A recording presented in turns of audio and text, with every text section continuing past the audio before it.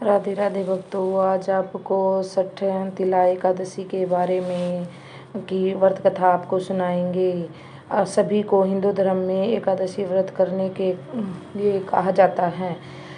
आज एकादशी छठ तिला एकादशी की व्रत कथा सुनाते हैं। एक समय की बात है, एक ब्राह्मणी अपने पति के स्वर्गवास के बाद भगवान विष्णु के अत्यंत भक्ति में लीन हो गई। वह प्रति मास एकादशी व्रत रखती थी और भगवान के चरणों में लीन रहती थी, परंतु भक्ति के साथ साथ दान पुण्य के महत्व को वह नहीं समझ पा रही थी। उसकी भक्ति में त्याग और उदारता का अभाव था। यह देखकर जगत के पालनहार विष्णु भगवान चिंतित हो उठे।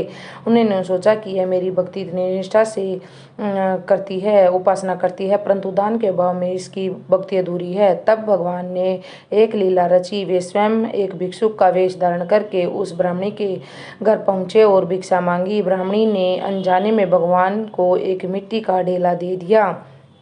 भगवान विष्णु इसी मिट्टी के ढेले को लेकर अपने दिव्य धाम वैकुंठ धाम चले गए। वह समय बीतता गया और ब्राह्मणी ने भी देह त्याग दिया, पर अपने पुण्य कर्मों के फलस्वरूप वह स्वर्ग लोक पहुंची। अपने पुण्यों के कर्मों के अनुसार वहां उसने अपनी कुटिया देखी, जो अन्न और धन से पूरी तरह खाली थी। यह देखकर वह बहुत दुखी हुई और भगवान विष्णु के पास गई। विनम्रतापूर्वक उसने भगवान से पूछा, हे प्रभु, मैंने जीवन भर आपकी पूजा अर्चना की, फिर भी मेरी कुटिया इतनी खाली क्यों है? भगवान विष्णु ने ब्राह्मणी को शांत करते हुए दान के महत्व को बताया।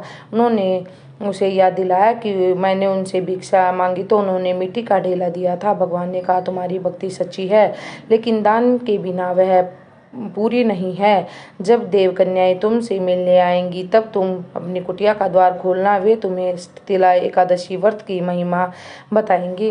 भगवान विष्णु की आज्ञा का पालन करते हुए ब्राह्मणी ने अपने धैर्य पूर्वक प्रतीक्षा की। कुछ समय बाद दिव्य सौंदर्य से परिपूर्ण देव कन्याएं उनकी कुटिया पर आई। ब्राह्मणी ने उनका स्वागत किया और विनम्रतापूर्वक छठ तिला एकादशी के बारे में पूछा।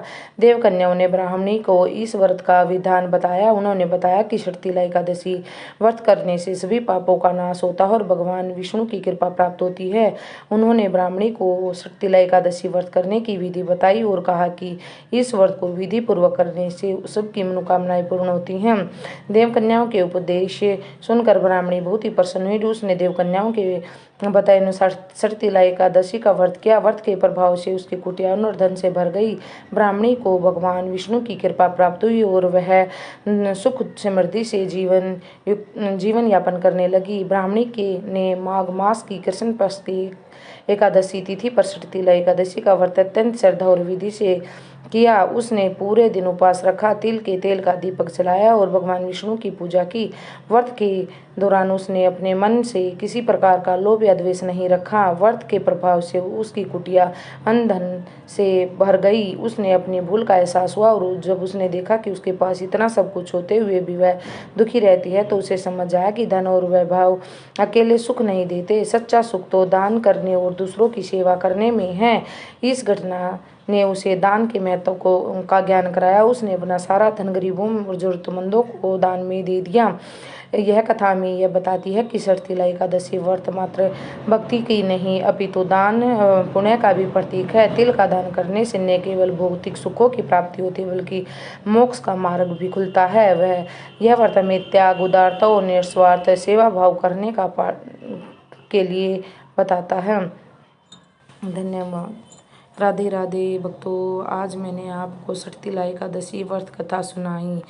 मैं सभी कहते हैं, हिंदू धर्म में माना जाता है